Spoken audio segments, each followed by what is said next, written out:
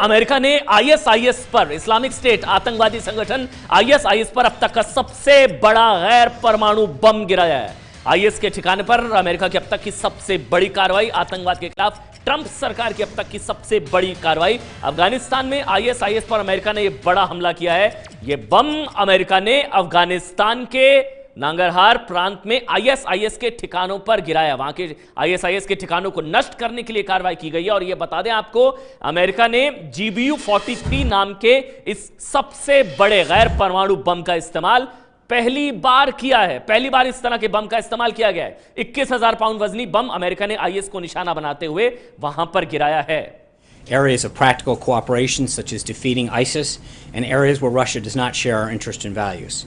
As you know, the Vice President will be departing for his 10-day trip to South Korea, Japan, Indonesia, and Australia on Saturday morning. His office will be providing more information later today. Finally, I'm glad to announce that the President will host the Prime Minister of Italy for an official working visit to the White House next Thursday, April 20th. The leaders will discuss the upcoming G7, which will be hosted in Italy and Sicily, and a range of issues of mutual concern. With that, I'm glad to take some of your questions. Sean, where is the administration on cost-sharing subsidies for insurance companies? That is an area that is being internally discussed at this time. Undecided? It's not undecided. There is an ongoing discussion on that matter. Matt. Thanks, John. The last few days have seen a number of policy shifts by the president. China as a currency manipulator, the XM Bank, the order of doing healthcare and taxes. There's more, but I won't belabor the point.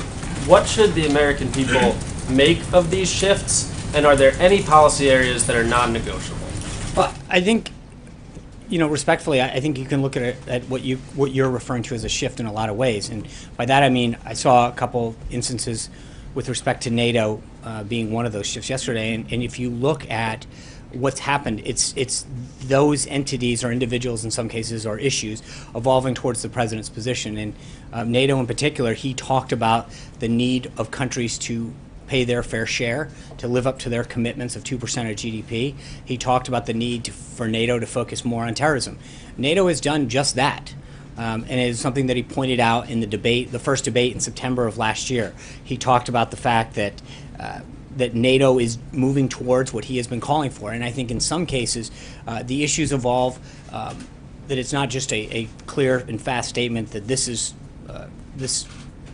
that the entity itself is moving towards his, or the issue is evolving towards the position that he articulated. And that can't be proven more true in the case of NATO, where he laid out two very clear positions that he had an issue with NATO, and as far back as September of last year started to recognize that institution was moving much more towards his position. Secretary General noted that as well yesterday. Just a quick follow-up, if I may. The XM Bank is another one. That's an institution that hasn't changed at all. So I'm wondering, on some of these other policy shifts where you haven't seen the type of change you're talking about with NATO, what should we make of those kinds of shifts? And again, are there any policy areas that are non-negotiable, that are off limits? Well, there's always going to be. I think that there's going to be areas where I think, again, it depends on the outcome. In the case of NATO in particular, as I pointed out, it's the most illustrative. I think you look at the president's position, where he wanted to see NATO in particular evolve to, and it's moving exactly in the direction that he said it was in terms of its goals of increasing the amount of participation from other member countries, and two is having a greater focus on terrorism. अब तक का सबसे बड़ा हमला America की तरफ से किया गया, मदर ऑफ ऑल बॉम्ब्स इसको कहा जाता है, GBU-43। हमारे साथ मधु भाटिया आजाद सीधे अमेरिका से जुड़ चुकी हैं। मधु, यूएस स्टेट डिपार्टमेंट की तरफ से क्या ब्रीफ किया गया, क्या कहा गया? उन्होंने फिलहाल यही कहा है कि ये जो बॉम्ब है ये पूरी एहतियात के साथ गिराया गया था, और ये आईसिस के जो केव्स हैं, जो उनको खबर आई थी कि वहां पर उनकी गुफाएं हैं, उनको टारगेट करने के लिए गिराया गया था। लेकिन फिलहाल डैमेज कितना है और कितना टारगेट उनका सक्सेसफुल रहा है, वो एनालिसिस अभी चल रहा है। उसके बारे में डिटेल जानकारी प्रेस ब्रीफिंग में बाद में दी जाएगी। लेकिन फिलहाल यही बताया गया है कि ये बॉम्ब जो है ये काफी सालों से टेस्टिंग में था, लेकिन हाँ, इस्तेमाल पहली बार किया गया है। इसको बनाया गया था इराक के खिलाफ जब जंग चल रही थी, उसमें इस्तेमाल करने के लिए, लेकिन सिर्फ टेस्टिंग तक ही उसको रोक दिया गया था, और फिर पर्शियन गल्फ एरिया जो है वहां पर उसको भेज दिया गया था। लेकिन अब ये बॉम्ब जो है पहली बार इसका इस्तेमाल बिल्कुल गाइडेड तरीके से किया गया है। और इसके अलावा मधु, कुछ पेंटागन की तरफ से कोई जानकारी की, क्योंकि ये आतंकवाद के खिलाफ सबसे बड़ी कार्रवाई ट्रंप सरकार की इसको कहा जाएगा, जिस तरह से ये सबसे बड़ा हमला अब तक का आईएसआईएस के खिलाफ। जी बिल्कुल, ये अब तक का सबसे बड़ा हमला कहा जाएगा अमेरिका ने जो किया है, क्योंकि अब तक जो सीरिया में उनका हो रहा था, जिसके साथ रशिया के साथ उनकी तकलीफें बढ़ गई हैं, उसको कहीं ना कहीं काउंटर करने के लिए ये एक कदम उठाया गया है कि आईसिस के खिलाफ उनकी जंग रुके नहीं।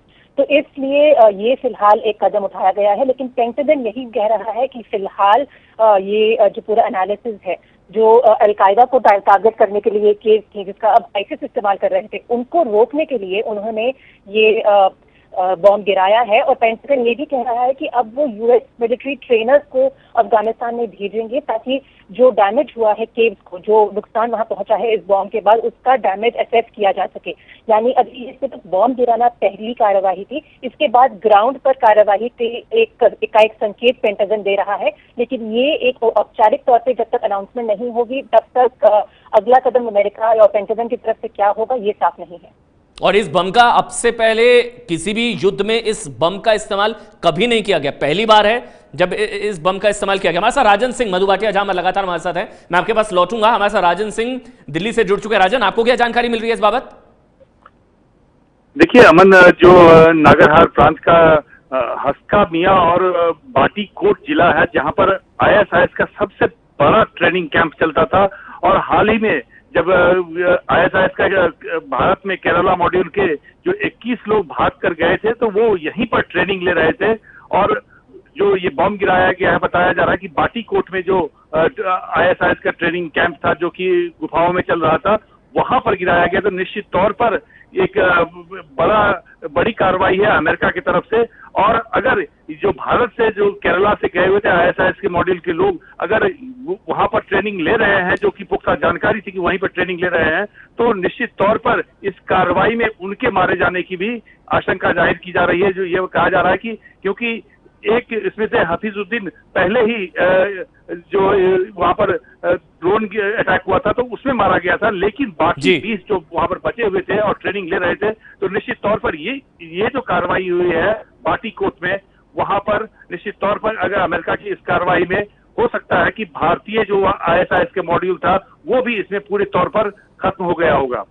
तो राजन सिंह बड़ी जानकारी दे रहे हैं कि आईएसआईएस के जो ट्रेनिंग कैंप्स, जो केव्स हैं, जो गुफाएं हैं वहां पर, वहां उसको टारगेट करके ये अब तक का सबसे बड़ा गैर परमाणु बम जो है वो वहां पर टारगेट किया गया। 9,500 किलो का ये बम, अमेरिका का हमला, जो यूएस स्टेट डिपार्टमेंट की तरफ से ब्रीफिंग हुई, उससे जो जानकारी मिली। ये है एबीपी न्यूज, आपको रखे आगे।